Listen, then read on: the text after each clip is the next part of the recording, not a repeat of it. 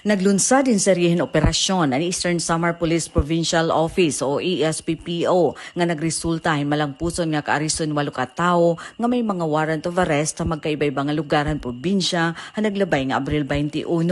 Ang pinakadako nga tiagen kapulisan aman pakaaristo ang top 6 most wanted person ng probinsya nga alias Rick na atubangin kaso nga rape o panlugos. Hiyain na dako pa barangay NBBN Navotas Fishport Complex Navotas City.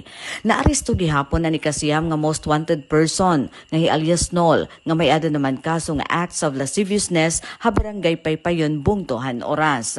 Laki pa haton mga nadakapan mga otoridad en Abril 21 ang alias Rod barangay Kalaw oras darin kaso nga murder alias Roy ha pareho nga lugar nga may ada kaso nga pagbayular han Anti-Violence Against Women and Children Act of 2004 pati na alias Mar alias Cel alias Vin nga tanan na aristo barangay Kaglawan Bungtuan Dolores nga may ada naman kaso nga bayulasyon han Revised Forestry Code of the Philippines pati na alias Robe nga naaristo naman ang barangay Santa Rosa Bungtuhan Balanghiga nga naatubanghin kaso nga bayulasyon han RA 9175 o Chainsaw Act of 2002.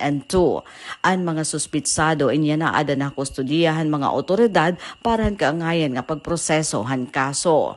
Ang padayon nga operasyon in kabayan ng pagsiguro han Eastern Samar Police nga mahipabilin ang kahimyangan nga seguridad ng probinsya pinaagyan panakop han mga tao nga nagtitinago hitbalaod.